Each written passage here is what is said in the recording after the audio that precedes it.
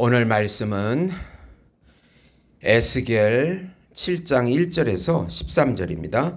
또 여호와의 말씀이 내게 임하여 이르시되 너 인자야, 주 여호와께서 이스라엘 땅에 관하여 이같이 말씀하셨느니라. 끝이 났도다. 이 땅 사방의 일이 끝났도다. 이제는 내게 끝이 이르렀나니 내가 내 진노를 내게 나타내어 내 행위를 심판하고 내 모든 가증한 일을 보응하리라. 내가 너를 불쌍히 여기지 아니하며 긍휼히 여기지도 아니하고 내 행위대로 너를 벌하여 내 가증한 일이 너희 중에 나타나게 하리니 내가 여호와인 줄을 너희가 알리라. 주 여호와께서 이같이 이르시되 재앙이로다, 비상한 재앙이로다.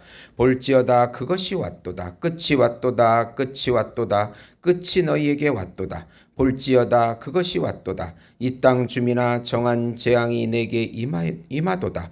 때가 이르렀고 날이 가까웠으니 요란한 날이요 산에서 즐거이 부르는 날이 아니로다.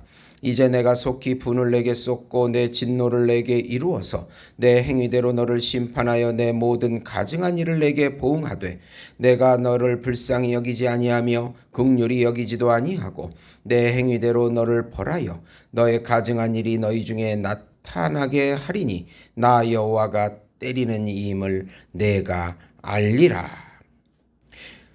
9절까지만 보겠습니다. 심판의 임박성이라는 제목으로 은혜를 나누고자 합니다.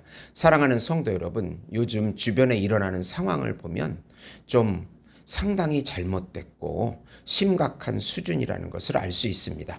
우선 기후재앙입니다. 온난화 통해서 태풍과 홍수가 심해지고 여름 기후가 오래가는 세상이 되었습니다. 지금이 9월 첫째 주인데 지금도 에어컨 없이는 생활이 불가능할 정도입니다. 코로나 이후 그 다음에 또 두 번째로 전염병인데요. 코로나 이후 인간 사회가 전 세계적으로 움츠러들었습니다. 지금 다시 변이가 나오기 시작했는데 생명에 유독한 것은 아니지만은 우리 사회 전체를 움츠러들게 하고 삶의 동력을 상실하게 되는 것입니다. 전염병이 인간 사회를 망하게 할 수 있다는 것을 보여주고 있습니다. 그리고 또 전쟁은 심각합니다.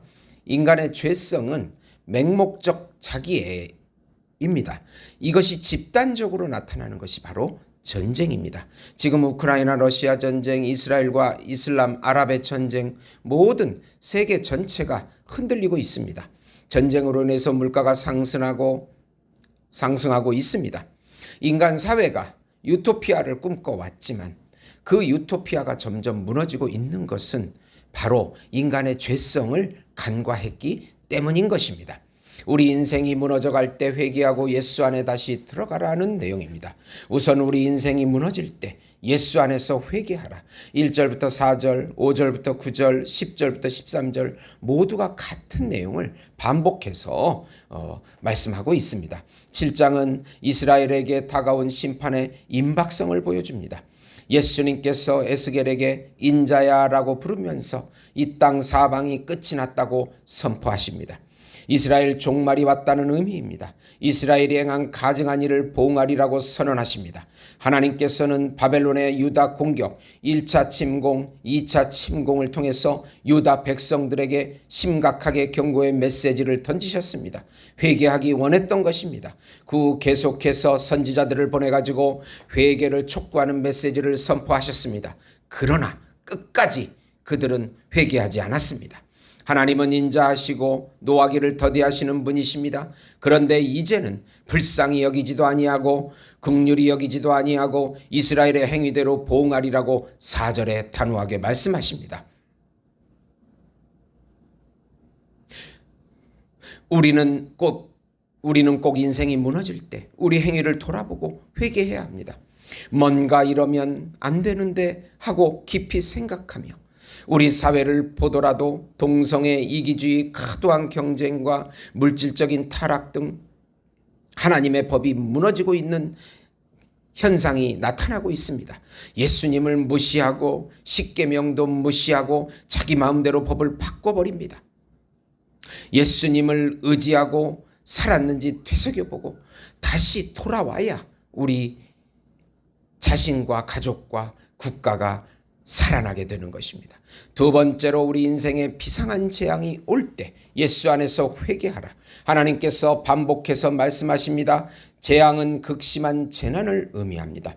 정한 재앙이 가까이 왔다고 하시고 죄악을 즐기던 요란한 날이 아니라고 하십니다.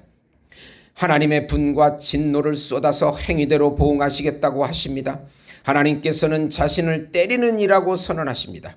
예루살렘의 최종 함락은 에스겔 선지자가 그발 강가에서 하나님의 메시지를 받은 후 7년이 더 지난 후에 이루어집니다. BC 586년입니다.